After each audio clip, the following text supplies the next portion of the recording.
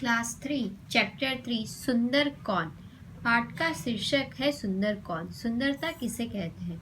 क्या हमारी सुंदरता उम्र भर रहती है? हमारी सुंदरता थोड़े दिन की होती है। जैसे जैसे हम बूढ़े होते हैं वैसे हमारी सुंदरता कम होती जाती है। क्या हमारे जो विशेषता है, जो गुण है, वो उम्र भर रहते हैं? हाँ, हमारी जो विशेषता है, जो गुण है, वो हमेशा हमारे साथ रहते हैं। तो हमें जीवन में किसे महत्व देना चाहिए, गुण को या हमारे रूप को? हमें अपने गुणों को महत्व देना चाहिए। जो चीज़ हमें मुसीबत के काम आती है वही हमारे लिए सुंदर कहलाती है। किसी जंगल में एक बारहसिंगा अपने परिवार के साथ रहता था। वह बहुत शक्तिशाली था। एक दिन घास चरने के बाद वह तालाब पर पानी पीने गया। तालाब का पानी स्वच्छ था। उसे पानी में अपनी परछाई देखी। अपने सींगों को देखकर वह बहुत प्रसन्न हुआ।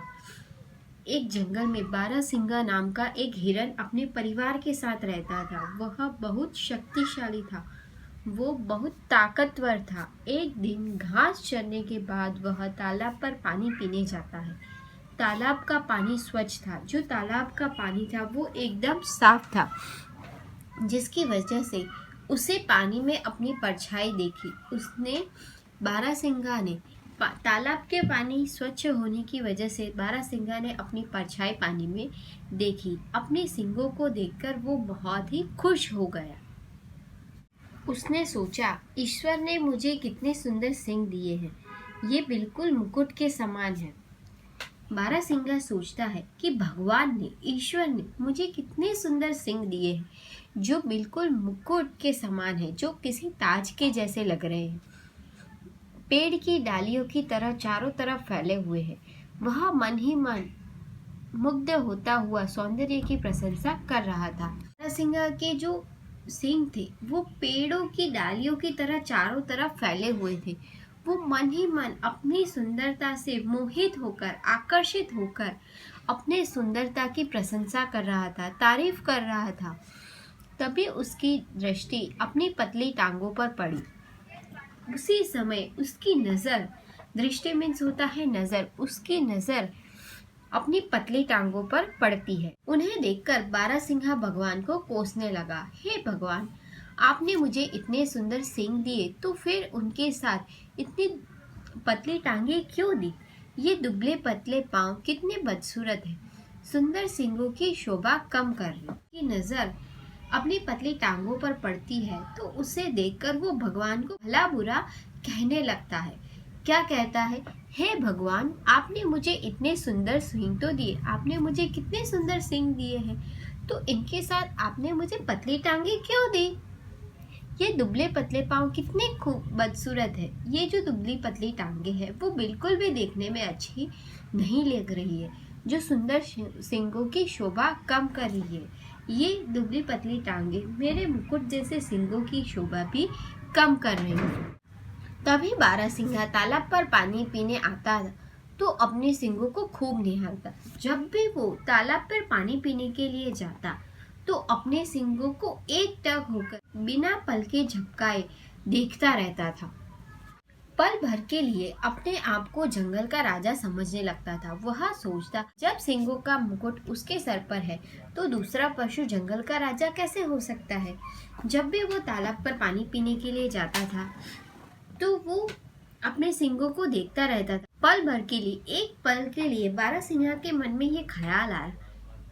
वो खुद को जंगल का राजा समझने लगा था। वो ये सोचता था कि जब सींगों का मुकुट, जब ये सींगों का जो ताज है वो भगवान ने बारहसिंगा को दिया है, तो कोई दूसरा पशु जंगल का राजा कैसे हो सकता है। धीरे धीरे वह अपने आप को जंगल का राजा समझने लगा था। शेर के अतिरिक्त किसी भी पशु की परवाह नहीं करता था। धीरे धीरे वो खुद को जंगल का राजा समझने लगा था। वो शेर के सिवा, अतिरिक्त मीन्स होता है शेर के सिवा और किसी भी जानवर से वो नहीं डरता था। जो पशु उससे ऊंची आवाज में बात करता उसे वह अपने नुकीले सींगों से मारकर घायल कर देता था। जो पशु उससे ऊंची आवाज में या तो वो अपने नुकीले सींगों से उस पशु को मारता। जंगल में कोई भी पशु बारहसिंगा से लड़ने का साहस नहीं करता था। इसकी वजह से बारहसिंगा से जंगल में कोई भी लड़ने की हिम्मत नहीं कर पाता था। साहस करना मीन्स होता है किसी हिम्मत करना। कोई भी दूसरा पशु उससे लड़ने नहीं जाता। सभी को भय लगता था। परेशान होकर सभी पशु जंगल के राजा के पास गए। उन्होंने शेर से बारहसिंगा की शिकायत की। सभी पशु उनसे डरने लगते थे। जंगल के जो दूसरे पशु थे वो बारहसिंगा से डरने लगे थे। पशु परेशान होकर बारहसिंगा से परेशान होकर सभी पशु जो वो शेर के पास जाते हैं और बारहसिंगा की शिकायत करते हैं।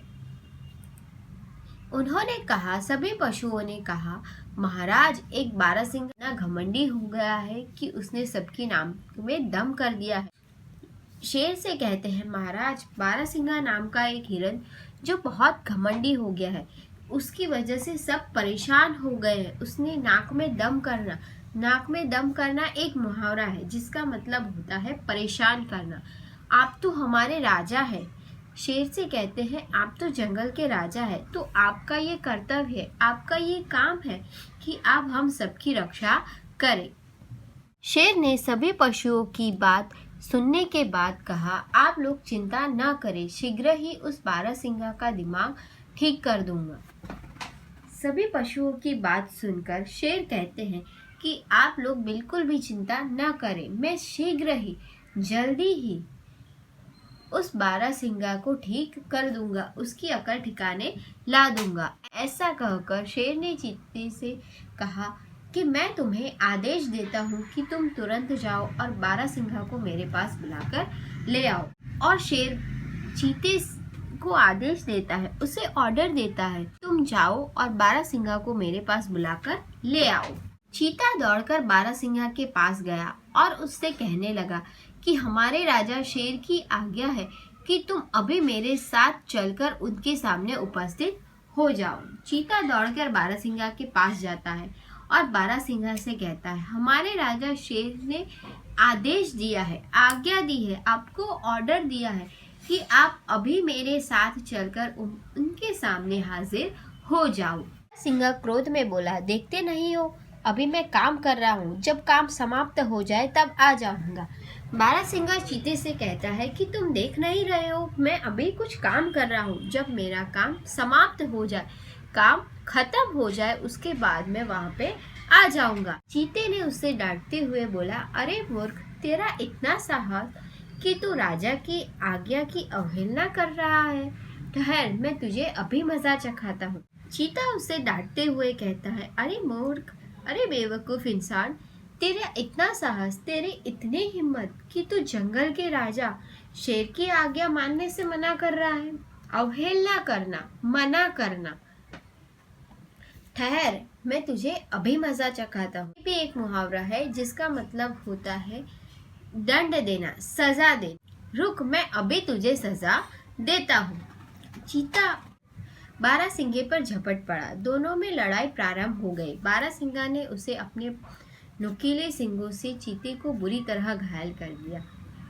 चीता बारहसिंगा पर हमला कर देता है और उन दोनों के बीच जो लड़ाई थी वो शुरू हो जाती है। बारहसिंगा अपने नुकीले सींगों से चीते को बुरी तरह से घायल कर देता है। चीता किसी तरह जान बचाकर शेर के पास आया। उसने शेर को सारा किस्सा बताया। शेर आग बबूला हो गया। उसने बारहसिंगा को दंड देने का निश्चय कर लिया। जब चीते और बारहसिंगा के बीच लड़ाई शुरू हो जाती है और चीता बुरी तरह से घायल हो जाता है, वो जैसे तैसे करके अपनी जान बचाकर वहाँ से भाग जाता है और शेर के पास पहुँचता है और शेर को जाकर सारा किस्सा, जो पूरी कहानी थी, वो बताता है। शेर आग बबूला हो गया। आग बबूला होना यह भी एक मुहावरा है जिसका मतलब होता है बहुत गुस्सा होना। शेर को बहुत गुस्सा आया। उसने बारहसिंगा को सजा देने की ठान ली। शेर दहाड़ता हुआ बारहसिंगा के पास गया। बारहसिंगा ने जब शेर को देखा तो डर के मारे भागने लगा। शेर ने उसका पीछा किया परंतु बारहसिंगा को पकड़ न सका। शेर थककर चूर हो गया था। वह विश्राम करने लगा। शेर दहाड़ता हुआ जोर से चिल्लाता हुआ बारहसिंगा के पास पहुंचता है। जब बारहसिंगा शेर को देखता है तो वो शेर से डरकर भागने लगता है। शेर उसका पीछा करता है परंतु लेकिन बारहसिंगा को पकड़ नहीं पाता है। जब शेर थक जाता है तो वो आराम करने लगता है। बारहसिंगा दूर से बोला, मैं पहले तुमसे डरता था परंतु आज तुमको भी देख लिया। जिस तरह मैंने अपने नुकीले सींगों से चीते को घायल किया है उसी तरह तुमको भी घायल करूंगा। आज से जंगल का राजा तुम नहीं बल्कि मैं हूँ। मैं तुम्हें आज्ञा देता हूँ कि तुम यहाँ से भाग जाओ। बारहसिंगा शेर से दूर से ही बोलता है कि मैं पहले तुमसे डरता था, अब मैं तुमसे भी नहीं डरता हूँ। जिस तरह मैंने अपने सींगों से चीते को घायल किया था, चीते को चोट पहुँचाई थी, आज मैं तुम्हें भी घायल कर दूंगा। आज से तुम जंगल के राजा नहीं हो, आज से मैं जंगल का राजा हूँ। मैं तुम्हें आदेश देता हूँ, तुम्हें आज्ञा देता हूँ कि तुम भी यहाँ से भाग जाओ। शेर अब तक विश्राम कर चुका था। वह उठा और क्रोध से दहाड़ा। बारहसिंगा कांप से फिर भागा किंतु इस बार उसके सींग झाड़ियों में फंस गए। तब तक शेर आराम कर चुका था। वह अपनी जगह से उठा और जोर से दहाड़ा और जोर से चिल्लाया। बारहसिंगा कांपते हुए और जोर से भागता है लेकिन इस बार उसके सींग एक झाड़ी में फंस जाते हैं। उसने बहुत प्रयत्न किया लेकिन उसके सींग ना निकल सके। तभी उसको समझ में आया कि जिन सींगों पर उसे घमंड था वही उसकी मृत्यु का कारण बने। सिंगा ने बहुत कोशिश की लेकिन उसके सींग झाड़ियों से नहीं निकले। अब तक उसे समझ में आ गया था जिस सींगों पर वो इतना घमंड करता था वही उसकी मौत का कारण बन रहे थे। बारहसिंगा घबराहट के मारे पैर पटकने लगा। उसके मजबूत पैरों से झाड़ी टूट गई और उसने और जोर लगाया। झाड़ियां जड़ से उखड़ गई। सिंहा घबराहट के मारे पैर पटकने लगा। उसके मजबूत पैरों से झाड़ी टूट गई। उसने और जोर लगाया और झाड़ी जड़ से उखड़ गई। घबराहट के मारे, शेर से डर के मारे वो पैर पटकने लगा। उसके पैर बहुत मजबूत थे जिसकी वजह से जो झाड़ियां थी वो टूटने लगी। जब झाड़ियां टूटने लगी तो वो और ताकत लगाकर पैर पटकने लगा जिससे जो झाड़ियां थी वो जड़ से ही उखड़ गई। उसके सींग झाड़ियों से छूट गए। बारहसिंगा सिर पैर पर रखकर भागा।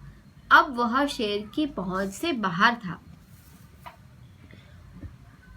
झाड़ियों के उखड़ने के कारण वो उसके सींग झाड़ियों से बाहर आ गए। बारहसिंगा सिर पैर पर रखकर भागना ये एक मुहावरा है जिसका मीनिंग होता है आगे पीछे देखे बिना तेजी से दौड़ना। इधर उधर देखे बिना बारहसिंगा भागने लगा। अब वो शेर की पहुंच से बहुत दूर था। वो शेर से बहुत दूर आ गया था। उसने राहत की सांस ली, अपने पैरों को धन्यवाद दिया। उसने कहा, धन्यवाद मेरे मजबूत पैर, आज तुम्ही ने मेरे प्राणों की रक्षा की।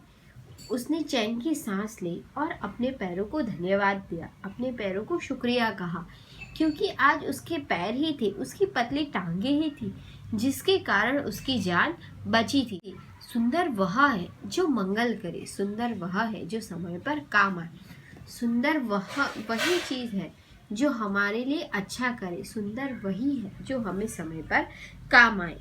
इस चैप्टर से हमने क्या सीखा? जीवन में सुंदरता पर हमें कभी भी घमंड नहीं करना चाहिए। हमें अपनी कमजोरी को ही अपनी ताकत बनाना चाहिए। मुसीबत में जो अपनी बुद्धि का उपयोग करके मुसीबत से बाहर निकलने का हमें रास्ता ढूंढना चाहिए।